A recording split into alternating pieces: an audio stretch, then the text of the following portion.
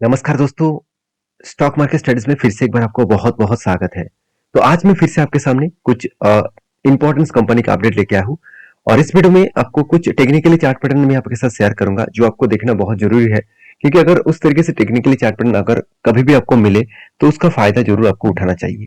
देखिए, एक मेरे इतने सालों के एक्सपीरियंस में आपके साथ शेयर करूंगा। जिस टेक्निकली चार्ट पैटर्न को मैं फॉलो करके काम करता हूँ वही मैं आपके साथ शेयर करूंगा। तो वीडियो को लास्ट तक जरूर देखिए और सारे डिटेल्स एजुकेशन पर्पस में आपके साथ शेयर करूंगा।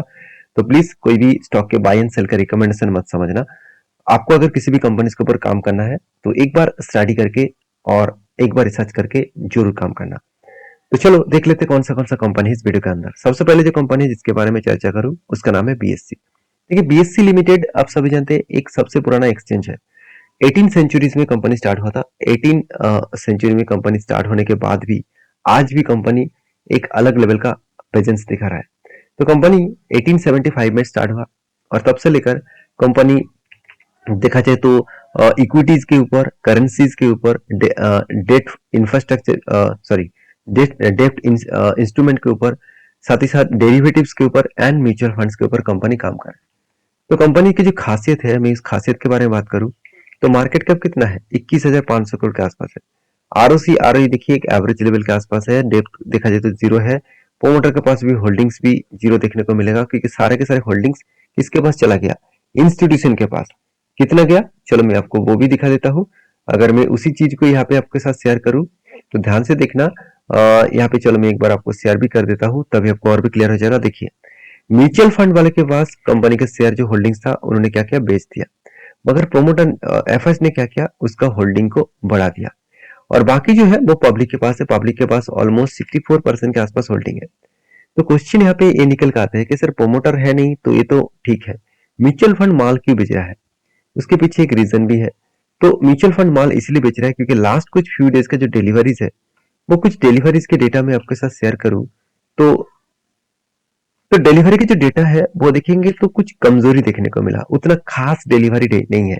कंटिन्यूसली जो डिलीवरी है उसमें खास ग्रोथ नहीं दिखा। और दूसरी पॉइंट जो है, कंपनी के जो सेल्स का ग्रोथ है वो भी देखिए। कंपनी का सेल्स तो बढ़ा, कंपनी का प्रॉफिट भी बढ़ा, उतना खास प्रॉफिट नहीं हुआ। जैसे 137 करोड़ से बढ़ के हो चुके कितना, 146 करोड़। तो यहाँ पे प्रॉफिटेबिलिटी तो दिखा, मगर पिछले जो क्वार्टर्स गया उस क्वार्टर को कंपनी बीट नहीं कर पाया। इसका मतलब जो एस्टीमेट है उस एस्टीमेट के हिसाब से देखा है तो कंपनी का एस्टीमेट यहाँ पे मिसिंग हो चुके हैं।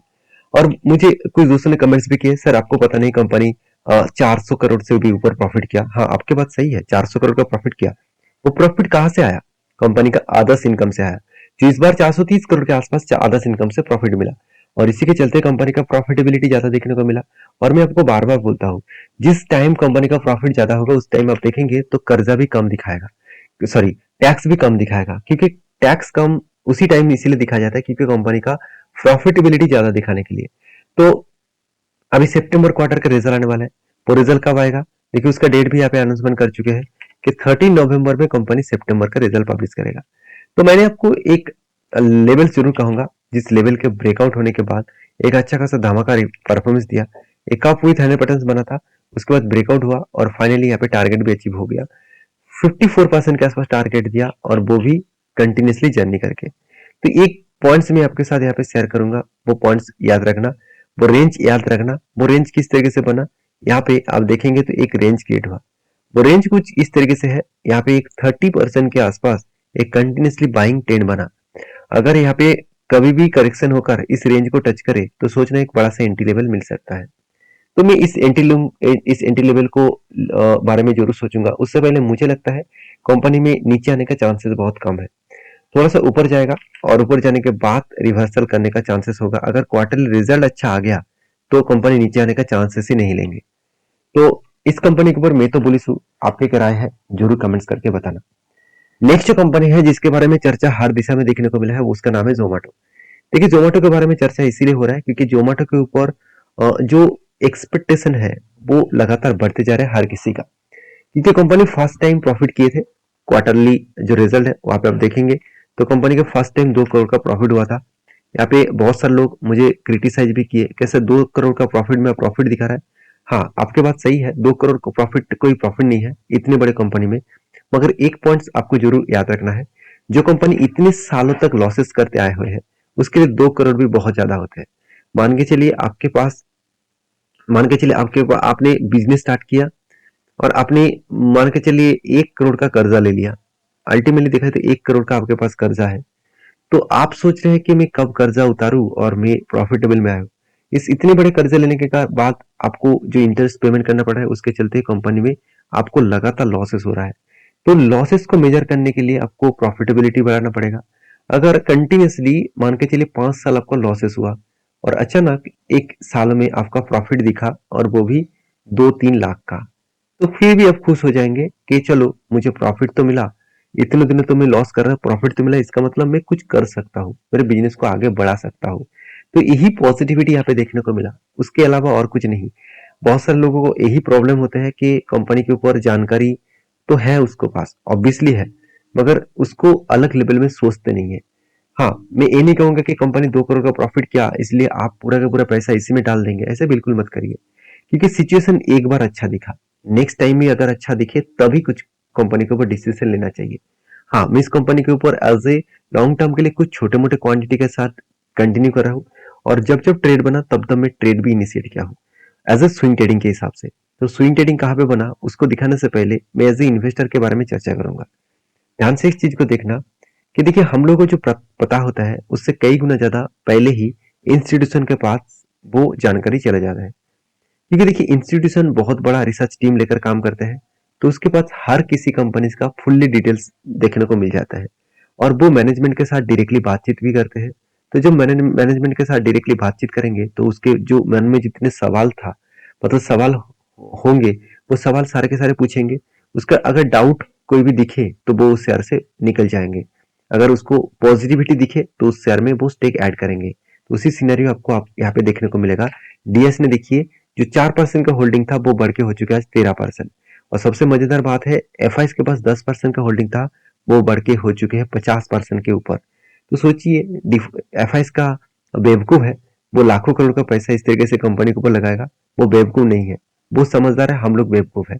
हम लोग बेवकूफ इसलिए है क्योंकि हम लोग को जब शेयर को होल्ड करना चाहिए था तब हम लोग बेच दिए, और जब मतलब बेचना चाहिए था तब हमने होल्ड कर लिए।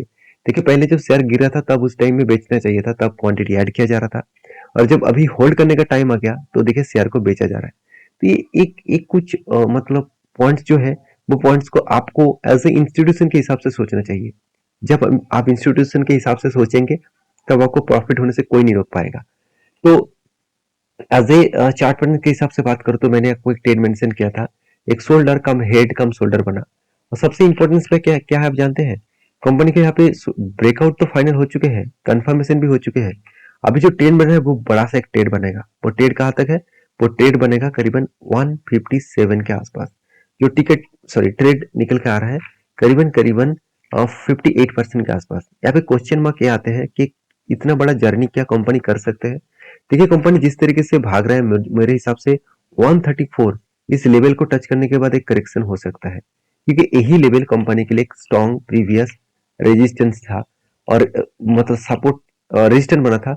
वहां से देखिए बिग क्रैश हो चुके हैं। तो इसी लेवल से कंपनी के ऊपर बिग क्रैश देखने को मिला, और मुझे लगता है इसी सिचुएशन को वो फिर से कंट्रोल कर सकते हैं।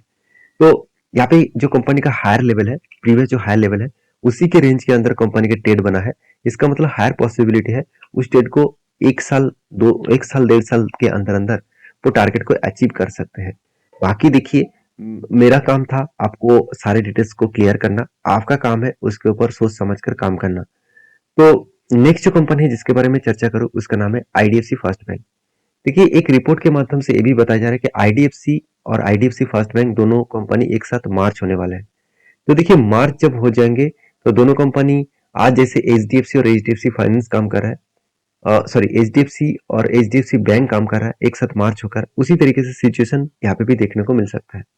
तो फिर भी मैं आईडीएफसी बैंक के ऊपर बहुत पॉजिटिव हूँ, क्योंकि इस कंपनी के ऊपर जिस तरीके से धमाका देखने को मिला वो शायद कोई छोटे बैंक में इतना जल्द से जल्द इतना बड़ा धमाका ना देखने को मिले। क्योंकि बैंक का जो परफॉर्मेंस है वहां पे आपको दो तरीके से दिखाऊंगा। पहली तो कंपनी का बैलेंस शीट दिखाऊंगा। बैलेंस शीट में एक चीज देखना कि कंपनी का जो रिजर्व है वो लगातार बढ़ते जा रहा है, कंपनी का बोरिंग्स भी बढ़ता जा रहा है।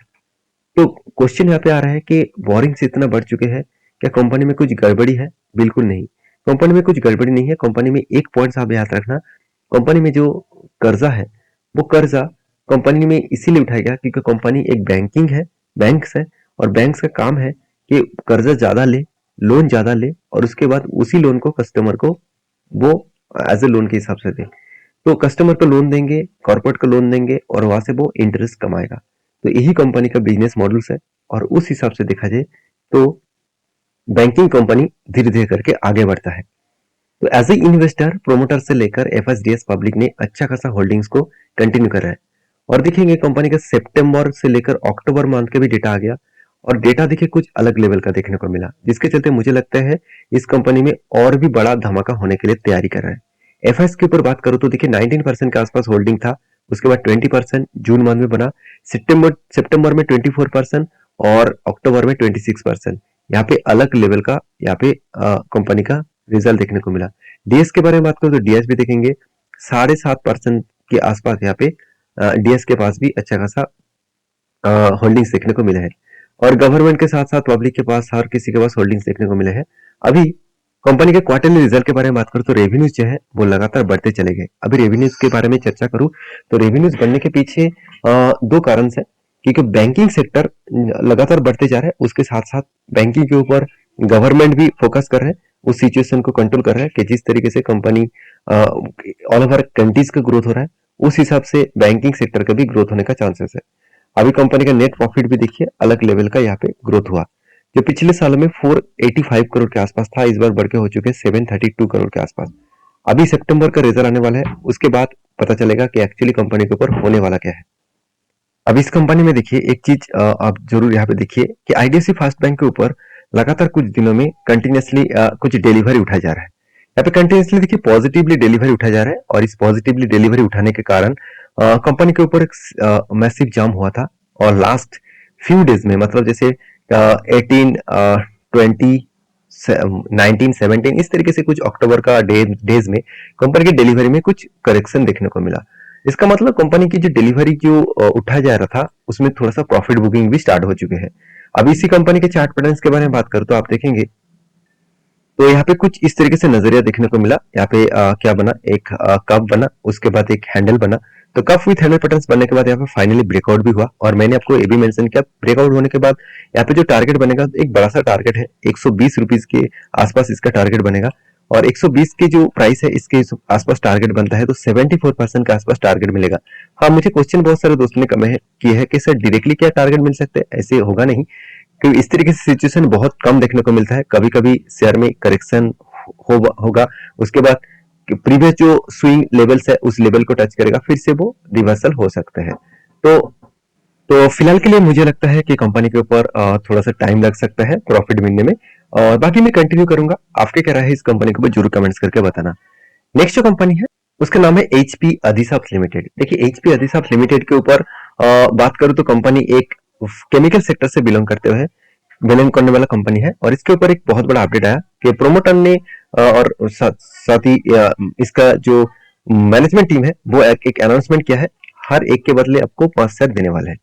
तो इस वो स्प्लिट के चक्कर में आप इस कंपनी को ब्लाइंडली इन्वेस्ट मत करना, कंपनी को रिसर्च करके ही कुछ डिसीजन लेना। तो वीडियो अच्छा लगे तो प्लीज लाइक करना, दोस्तों के साथ शेयर भी करना, चैनल को सब्सक्राइब भी करना। मिलते नेक्स्ट वीडियो में, तब तक अच्छे से रहिए, अपने ख्याल रखिए, धन्यवाद।